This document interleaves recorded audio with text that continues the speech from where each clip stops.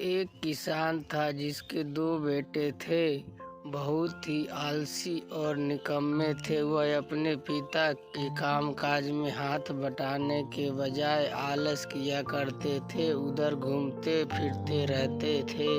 किसान को अपने बेटे की बहुत फिक्र थी। वह सोचते रहते थे कि मेरे मरने के बाद इनका क्या होगा, यह अपना पेट कैसे भरेंगे, अपने परिवार को कैसे संभालेंगे।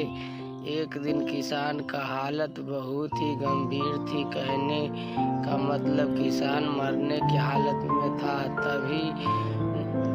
तभी किसान के अपने दोनों बेटों को बुलाकर उसने कहा कि हमारे खेत में एक खजाना गड़ा हुआ है, लेकिन वह किस जगह है उसकी जानकारी मुझे भी नहीं है, लेकिन खोदने के बाद तुम्हें खजाना मिल जाएगा। इतना कहकर किसान भगवान को प्यारे हो गए। खजाने की खबर सुनकर दोनों बेटे मन ही में लालच आ गया और दोनों खेत पर चले गए और खेत में खोदने लगे।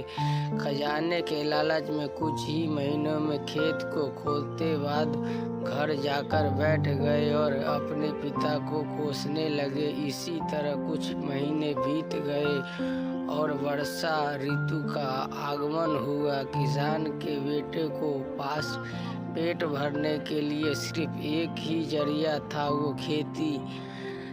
तब बाकी किसानों की तरह किसान के बेटे खेत में बीज बोने शुरू कर दिए। वर्षा का पानी पाकर वह बीज अंकुरित हुए और खेत ही देखते देखते लहराने लगे। ऐसा लगा कि वह हवा की झोंके से लहरा रहा था। यह देखकर किसान के बेटे बहुत खुश हुए। उनको समझ में आ गया कि परिश्रम ही सच्चा धन होता है और उसे इसी तरह अपने पिता को शब्दों को अनमोल समझ गए और अपने कामकाज में लग गए।